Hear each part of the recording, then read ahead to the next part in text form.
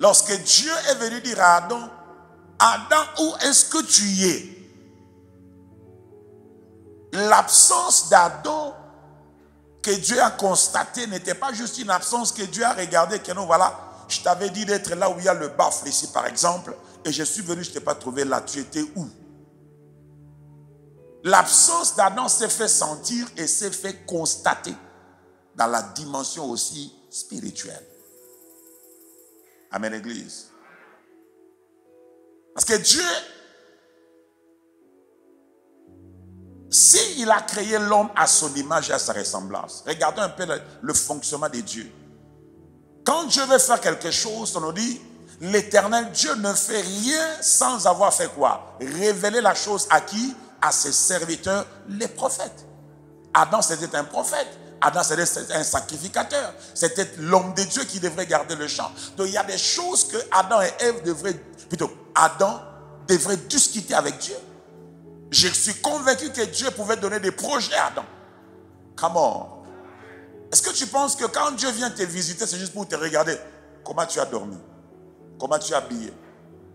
La dimension dans laquelle Adam opérait, l'expression orale n'était pas forcément le seul moyen de communication. Dieu pouvait utiliser la bouche pour parler, mais il pouvait seulement regarder Adam. Adam comprend la pensée de Dieu. Adam comprend les instructions de Dieu. Adam, c'est ce qui fait que des fois tu fais des rêves. Dans les rêves, tu sais dire que non, j'ai reconnu tel, tel, tel, mais la personne ne t'a pas parlé. Quand les gens disent, voilà, Jésus m'est apparu, qui lui a dit que c'est Jésus? Est-ce que Jésus a dit que c'est moi Jésus? Des fois, c'est la présence là te parle. Cette présence là te communique que c'est moi. Alléluia. Nous regardons le cas d'un homme comme Abraham que Dieu appelle l'ami de Dieu. Il dit, cacherai-je à Abraham mon ami mes intentions et mes projets? Nous voyons que Dieu, avant de faire quelque chose, quand il a coopté quelqu'un, il a fait entrer dans son conseil divin. Dieu a l'habitude de partager. Dieu a l'habitude d'exposer son agenda.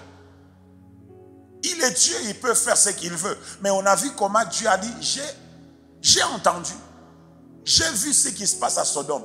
Mais je suis descendu pour me rassurer que ce qui m'a été reporté est vraiment ce que je viendrai voir sur la terre. Mais avant de passer par Sodome, il passe par chez Abraham.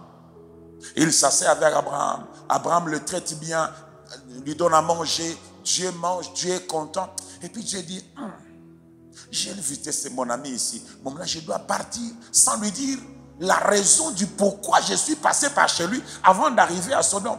Non, Abraham, viens un peu. Voilà c'est mon projet. Maintenant, si nous devons comprendre Dieu selon cette perspective-là, s'il l'a fait avec Abraham, s'il l'a fait avec Moïse, comme on avait dit que non, Dieu dit, il n'y a aucun homme, aucun serviteur de Dieu à qui Dieu, moi Dieu, je parle, comment? Bouche à bouche. C'est-à-dire, avec Adam, ça devrait être le cas. Parce que tu ne peux pas confier la juridiction de ta création à un homme qui ne connaît pas tes pensées. Est-ce que c'est vrai? Dieu a tout confié à Adam. Ce n'est pas étonnant, ni choquant que les propriétaires de la terre disent à l'homme, voilà comment je veux que tu diriges ma création. Voilà comment je veux que tu fasses les choses.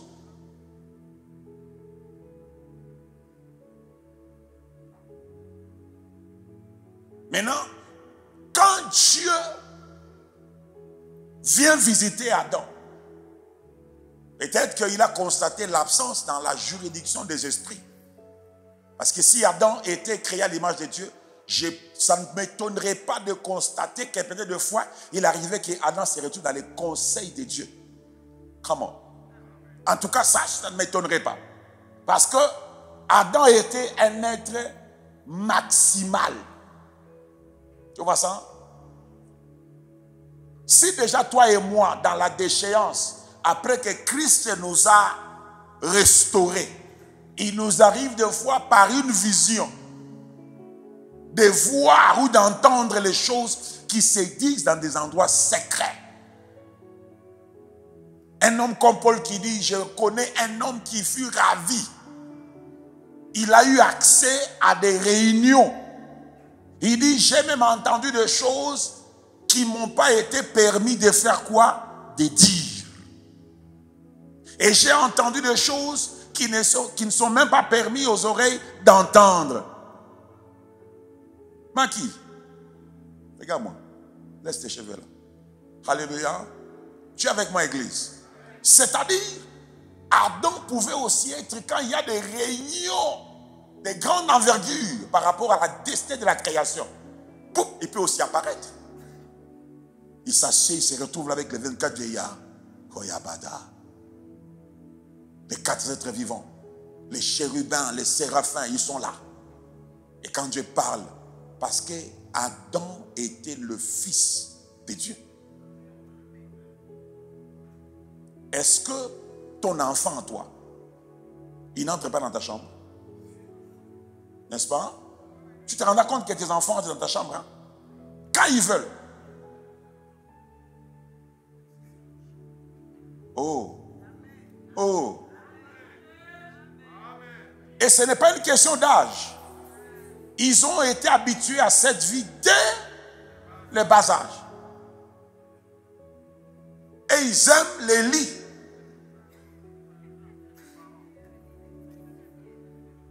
Ça veut dire, cet endroit-là n'est pas à eux. Mais il y a quelque chose qui leur fait comprendre que c'est d'ici que j'étais venu. Ma vie est partie de cet environnement ici. Come on. Écoute, peu importe, la maison a été changée. Par exemple, si je suis locataire, j'ai eu à changer de maison parce que les moyens ne permettaient pas que je reste dans une seule maison. Quand je pars de la chambre, je vois de cette juridiction-là, les localisations physiques peuvent changer. Mais spirituellement, cet endroit-là n'a pas... C'est un état.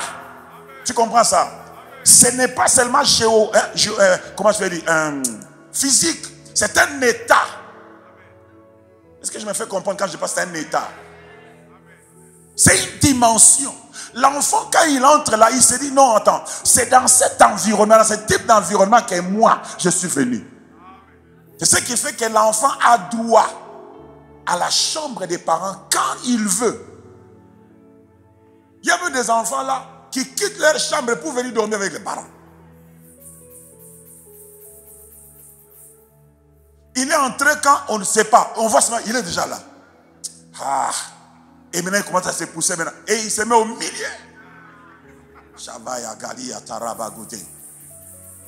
Et pourtant on a dit ce que Dieu a uni que personne ne sait pas. Mais lui là il vient, il met là-bas.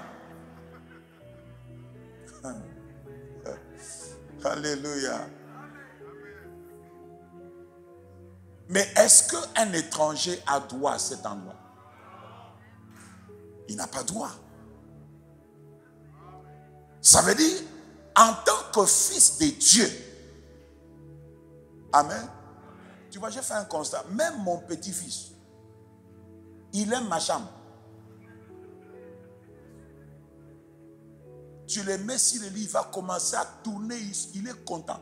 Puis j'ai dit, petit dessin. Amen. Maintenant, Adam est le fils de Dieu. Donc Adam avait accès au lieu secret de Dieu.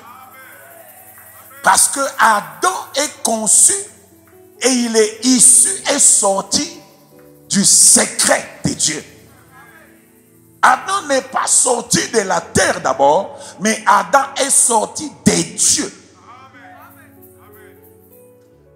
Puis Dieu dit, faisons l'homme à notre image, selon notre ressemblance.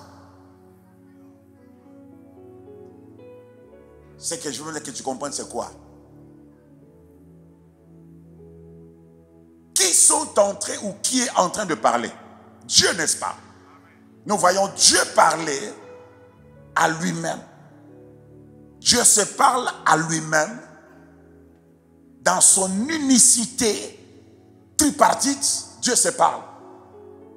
Il est un, mais en même temps, 3 personnes en lui sont d'accord. Et ils se parlent. C'est comme une réunion qui s'est tenue dans Dieu et en Dieu. Et il faut comprendre, parce que là où je t'amène, il faut rester avec moi. Tu dois comprendre que quand Dieu tient une réunion, il la tient dans quelle dimension? Quand Dieu tient une réunion, Dieu ne tient pas une réunion dans le temps d'abord, et Dieu ne tient pas une réunion dans un espace physique. Dieu, il est intemporel, infini et éternel. Tout ce qu'il tient comme réunion et tout ce qu'il constitue et tout ce qu'il initie, il ne l'initie pas dans le temps, ni dans la dimension terrestre. C'est-à-dire quand Dieu parlait comme ça, Dieu s'est parlé à lui-même et en lui-même dans la dimension intemporelle. Une dimension infinie qui est la dimension qu'on appelle communément spirituelle. Tu es avec moi? Parce que c'est ça son univers à lui. La Bible me dit que non, l'éternel Dieu, c'est l'esprit. Gloire au Seigneur. Dieu, il est...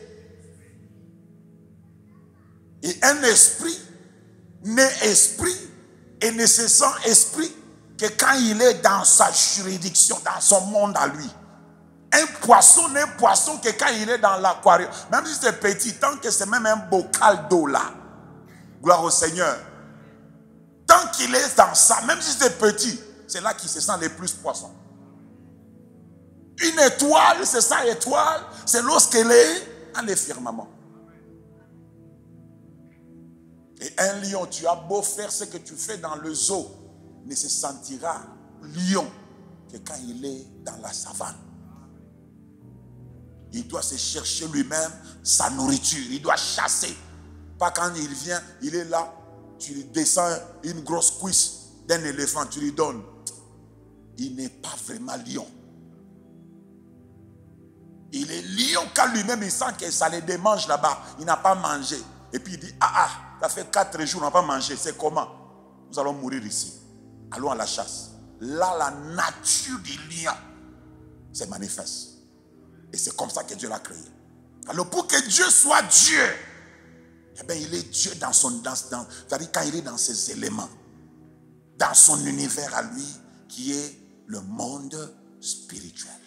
Le monde invisible. Même si dans le naturel, dans le physique, il reste Dieu. Mais d'abord, c'est là.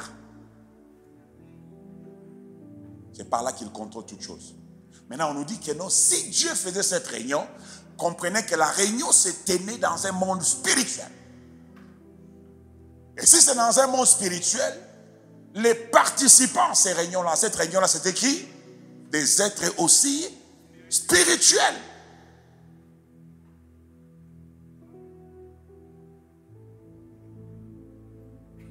Maintenant, lorsqu'il crée l'homme et à son image, à sa ressemblance, ça veut dire quoi? La leçon, c'est quoi? Ça nous veut dire que non.